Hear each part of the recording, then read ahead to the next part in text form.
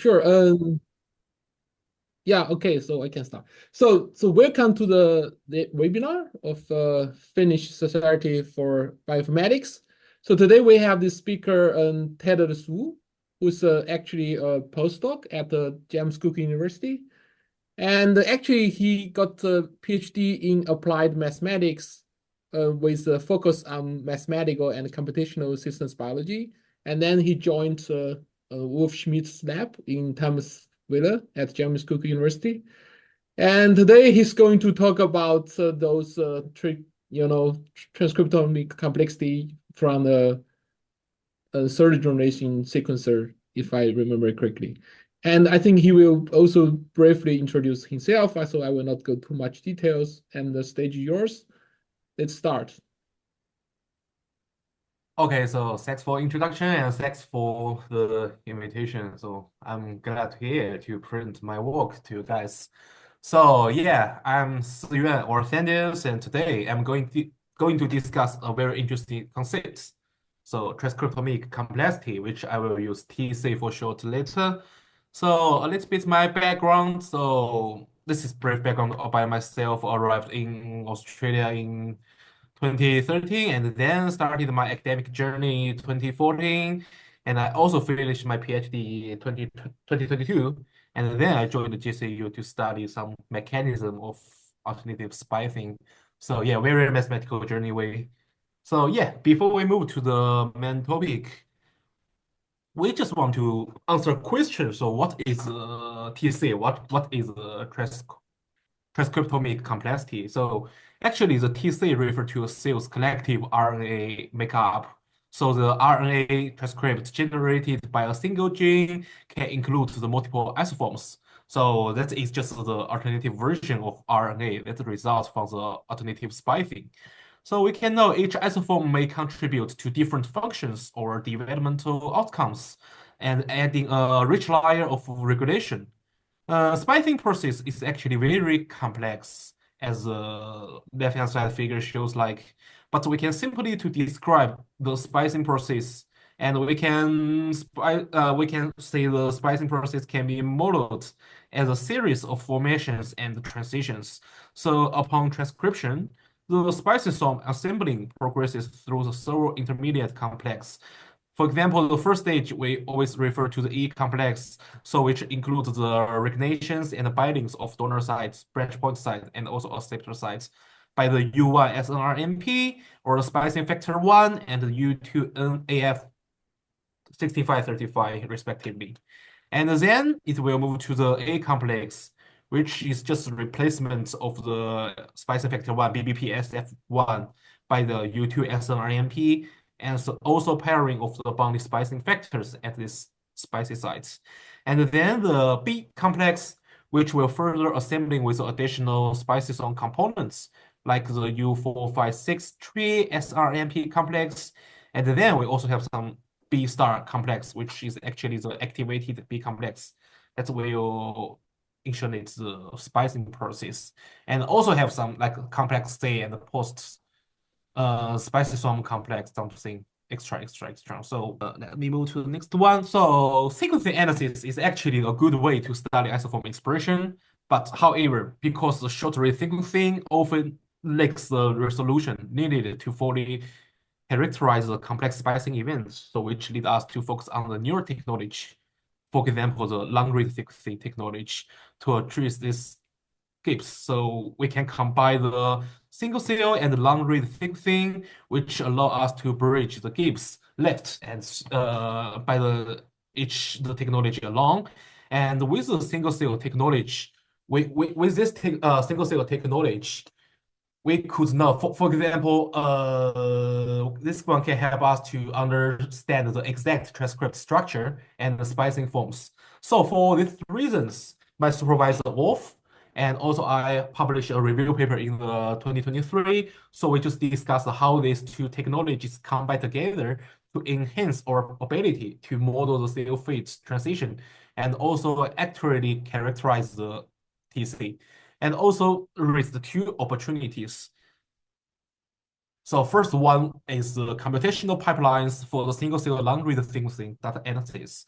Another one is the quantitative method or mathematical method for modeling the gene transcription and splicing process, and to develop the cell differentiation and the reprogramming landscape. So I'm currently working on these two projects simultaneously, but however, due to the time constraint today, I will only cover a small part of the first project and also present a very interesting concept or question raised during this research. And in the very last, I will provide an overview of our big plan at the end of this talk. So, okay, let's get started to the next page. Okay, so this is a very standard workflow for the analysis the single cell data. So this workflow designed primarily for short-read sequencing data relies on a well-established series of pre-processing and also downstream analysis. So one of the critical steps in this pipeline is the feature selection. Okay, so on the left-hand side, you could see the one panel called the feature selection. So this is actually a very critical step in this pipeline. So where we need to identify those highly variable genes to produce with the subsequent clustering, and also the trajectory inferences, and also some other analysis. So for this feature selection step, we often use a cutoff value to select, for example, the top 1,000 or top 2,000, the most variable genes. So this works well when we're dealing with the short-read sequencing data. But for the single-cell long-read sequencing data, things get trickier because if we apply the similar cutoff approach to isoforms, we are facing a significant challenges because we know the average genes has between 5 to 7 isoforms. So meaning if we only select the top 2,000 isoforms, the representative X actually is dramatically reduced information content compared to the selecting the top 2,000 genes. Because if we include the top 2,000 genes, probably is equivalent to like the 10,000 or 20,000 isoforms actually. So one may think like if we can expanding this cutoff value or to increase this cutoff value, perhaps like to choose the top 10,000 or even top 20,000 isoforms, this could solve the problem. But however, this is actually not a good idea or ideal solution either because of the sparsity of the single cell count matrix. This is actually another major issue for the single cell data analysis because we know the single cell data is already inherently sparse. But when we shift from gene count to the isoform count, the sparsity becomes even more pronounced. So the vast majority of isoforms may be either zero or very low number in expression across different cells, so which makes the typically statistical approaches less reliable and complicated downstream analysis. So therefore, if we choose to include more isoform directly for downstream analysis, the worst sparsity problem will make the data more challenging to manage computationally. So we need to better alternative to balance the complexity, data resolution, and also the computational feasibility. And this brings us to why we need a new analysis pipeline specifically designed for the single-cell long-read sequencing data.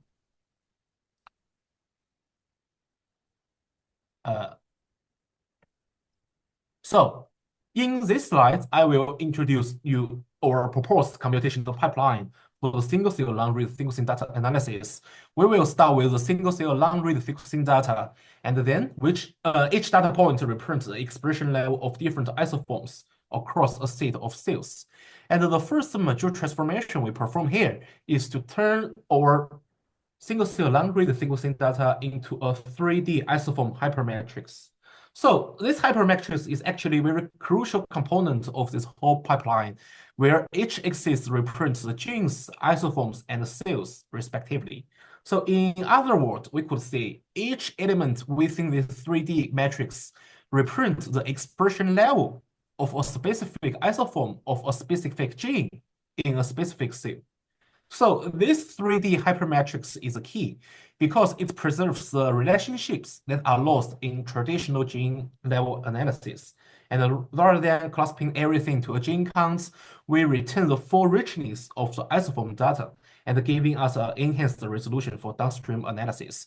So after constructing this hypermatrix, we will perform some distributional analysis to understand how isoform dynamics and how how dynamics better. And also specifically, we use the distribution divergence technique to quantify how dissimilar isoform distribution are across different cells.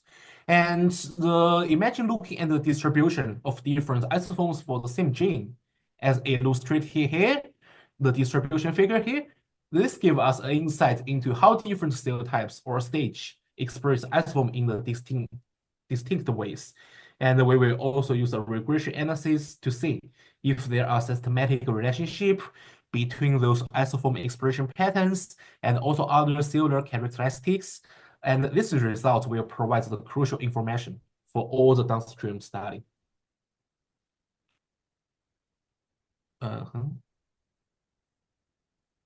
Oh, sorry.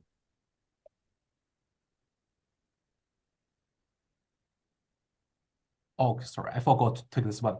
So yes, so this is a detailed step. How about this one?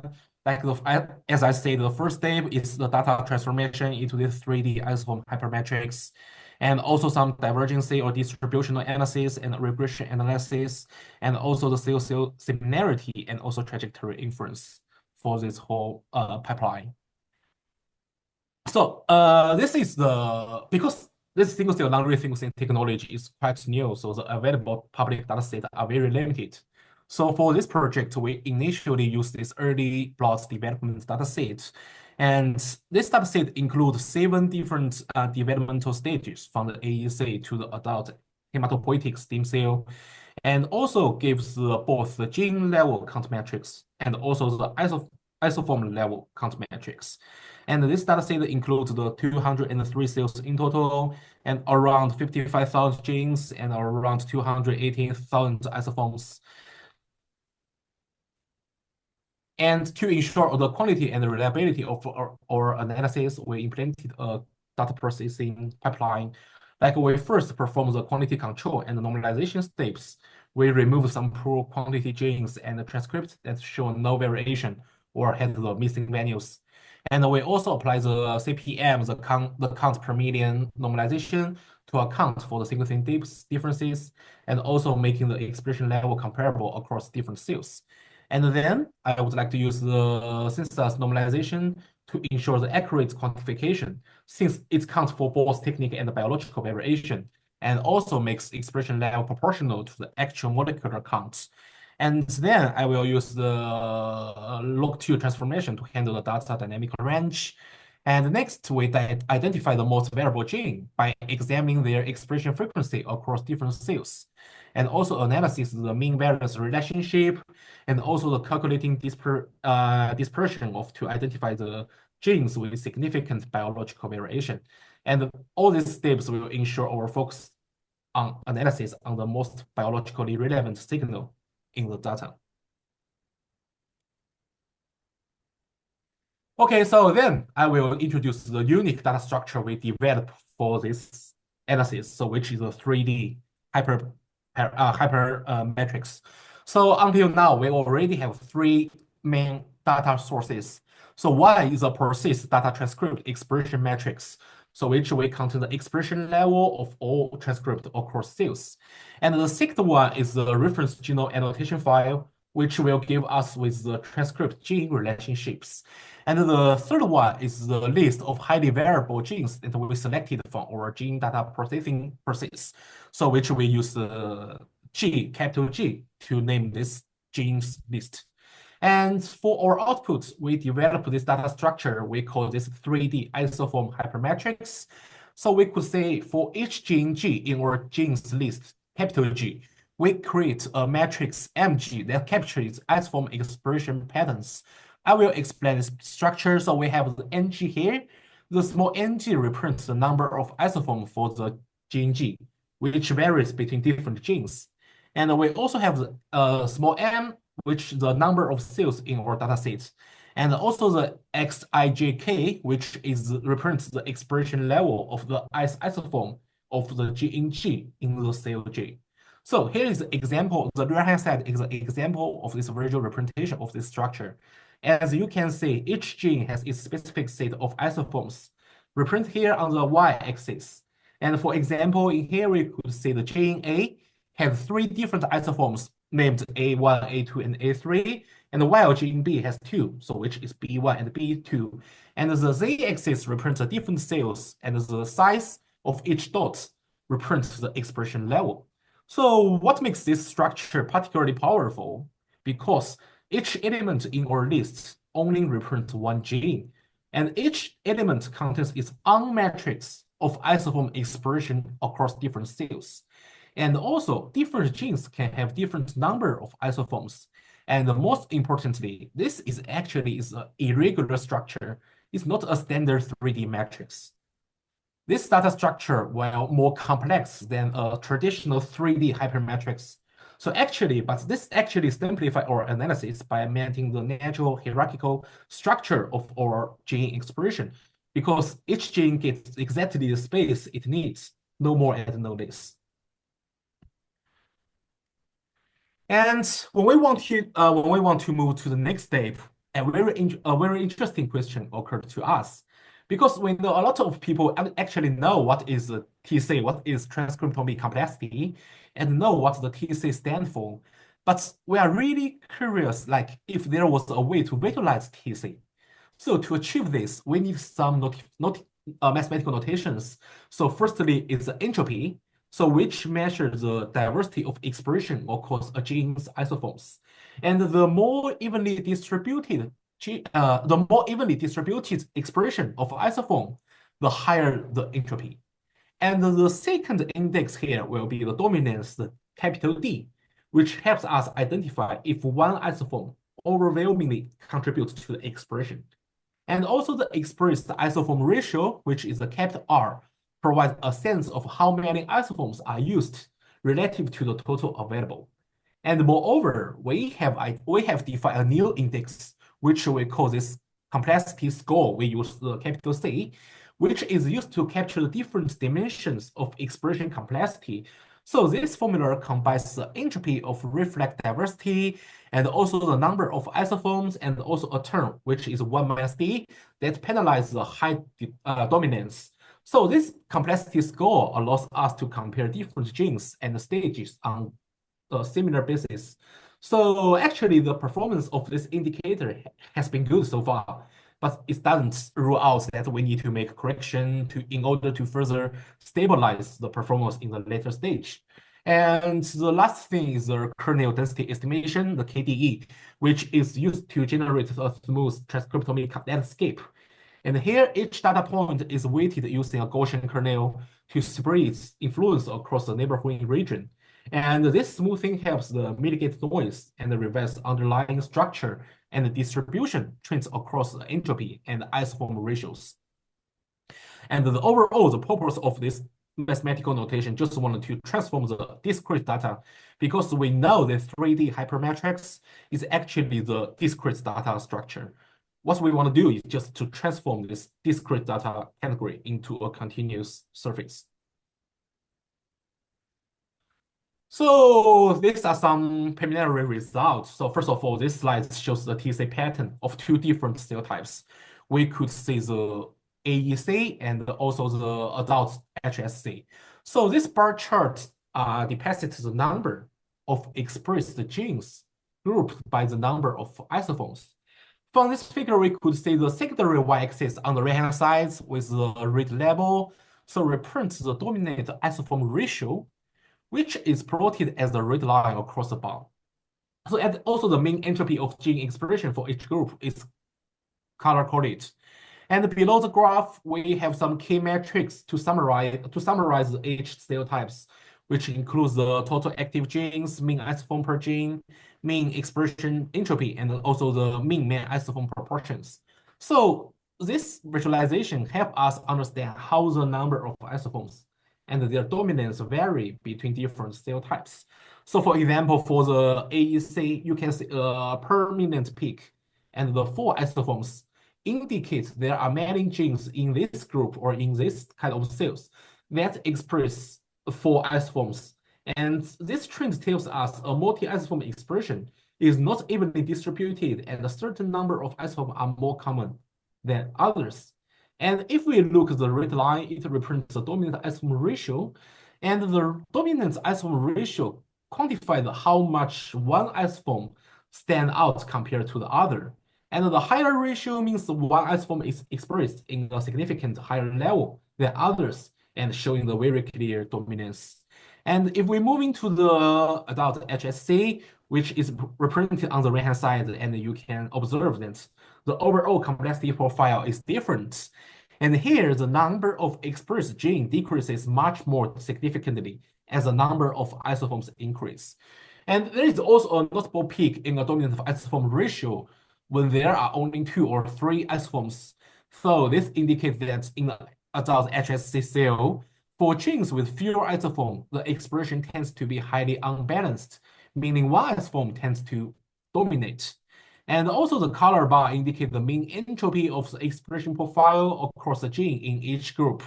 And the entropy is a measure of diversity. Higher entropy implies more balanced distribution of isoform expression levels. And whereas lower entropy suggests that expression is dominated by few isoforms. So in both cells, we see the entropy tend to decrease as the number of isoforms increase, which actually makes sense because as few isoforms are expressed, it's harder for each one to be equally balanced, especially in the presence of dominant isoforms. And finally, the summary metric below each group provides overview of some key features of each cell type. For example, the total active genes tell us how many genes were actively expressed in each of these cells. We can say for the ADC, we have 259 active genes, and for the adult HSC, have only 133. And also for the mean isoform per gene, it's roughly similar for both cell types, indicating that on average, gene express around 4 to 5 isoforms. And we also have this mean express entropy, which we can see a higher value for the adult HSC, indicate a more diverse expression pattern overall, and despite the lower number of active genes. And lastly, the mean isoform proportion gives us an idea of how dominant the leading isoform tends to be across all genes. And because both cells show a high proportion, mean that typically one isoform tends to dominate the expression profile for most genes. And what we learn from this comparison is that the diversity and dominance of isoforms are actually both context-specific and also vary significantly depending on the cell type. And the adult HSC has fewer active genes, but accepts more varied expression significantly, has more varied expression pattern. And also this AEC shows a clear peak in the number of genes expressed for isoforms and display a slightly higher mean dominance of these isoforms. So actually, these differences may reflect the distinct biological functions and state of these two cell types. And also with AEC potentially favoring a broader and more balanced usage of isoforms, and the adult HSC actually rely on more dominant isoform usage with fewer overall expressed genes. Next one. So, okay, let's take a closer look at how the usage of isoforms for the genes H2K1 evolves across different developmental stages. This pie chart represents the isoform distribution of this gene H2K1 across the key stages from AEC to the adult HSC. So starting with the AEC stage, we can say there is no detectable expression of H2K1. And moving on to the next stage, the HEC stage, we observe the distribution among the multiple isoforms like the H2K1 201, which being the most dominant one, and also contributing approximately 54.3% of the total expression. And also in addition, this H2K1 215 also has substantially expression, and also some isoforms are expressed at much lower levels. So this suggests that in the HEC stage may require multiple forms of these genes for the various functional rules.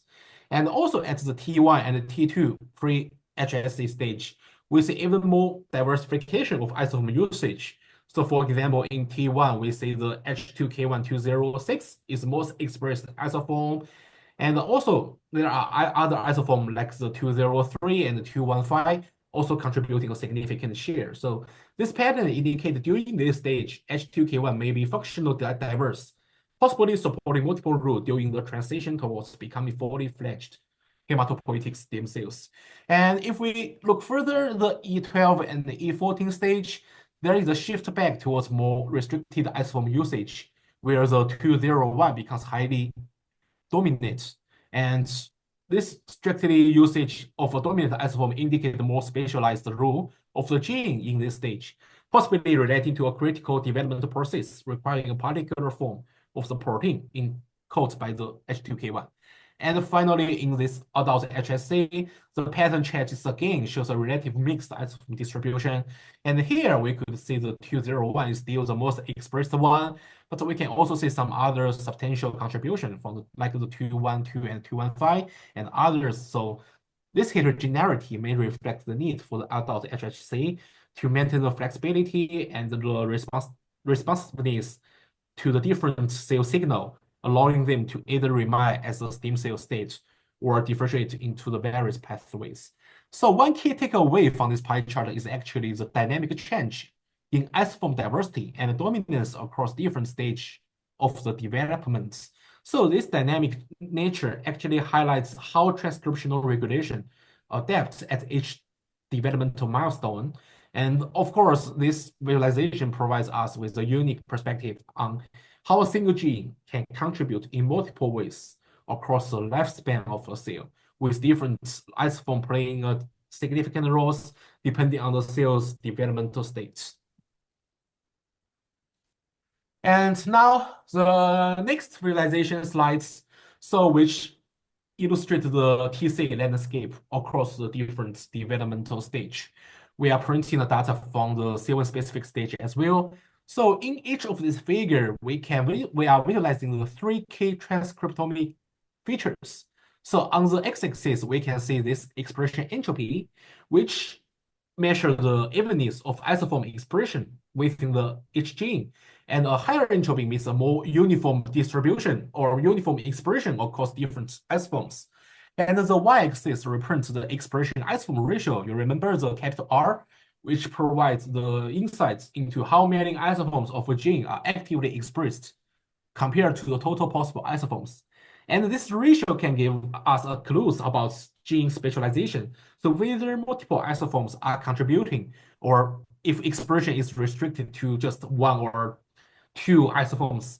And finally is the z-axis shows a complexity score, the index we have defined. So which derived by combining the entropy, isoform count, and also the dominance factor of the most expressed isoform. So from this landscape, we can see the distinct patterns at each developmental stage. So for example, stage like HEC and T1 pre-HSC shows the peak in the region with a higher entropy, indicating more diverse and flexible isoform usage, which is critical during the differentiation process when cell fate decisions are being made. So these complexity landscapes actually are valuable as they revive how gene regulation differs during development. And in particular, regions with high entropy and high complexity indicates the significant transcriptional flexibility, likely important for the potential fit options available to those cells. And this flexibility also decreases as cells mature and commit to a specific lineage, and which we see as a reduction in complexity in the later stage. And understanding these transcriptomic landscapes helps us pinpoint crucial developmental regulatory stages, and also provides a framework to identify the key transcription factors and the regulatory mechanisms involved in this transition step. But yeah, however, there is a problem with this idea right now, just because the dataset. Yeah, because the differences in the gene expression of cells in the early development dataset are far less than those in the traditional cell differential datasets, like the bone marrows or hematopoiesis step datasets, so which contains the various mature cells from hematopoietic stem cell to T cell, B cell, or other blood cells and extra. So the differences of the expression pattern between those cells are much larger than this early development datasets. So in fact, it's also be more conductive for us to further optimize and validate our idea and methods. So of course, due to the limited public dataset available now, more exploration and verification may take some time to finish. And our lab is also actively testing our own single-cell long-read frequency experiment protocols, and we hope to get our own dataset very soon. And very lastly, so this is our big plan for explore the mechanism of alternative splicing computationally and mathematically. So we are also developing a stochastic simulation framework to simulate the transcription and splicing process. And hope I can present here again once we've done some key milestones. And lastly, I want to express my gratitude to my team, my supervisor, Off, who is an expert in bioinformatics and also RNA biology, and also the Sashini, my first research student, who is actually developing a random forest-based model for single-cell long-read sequencing data, which can use to annotate the cell types automatically. I think we can have more collaboration on this scale in the future, and also thanks all this funding agency to support my research. And yes, Biomass Sticks, this actually is my personal logo and my personal website. I frequently will upload some ideas, thoughts, some mathematical notes on that one. So yeah, subscribe. That's it. Thanks.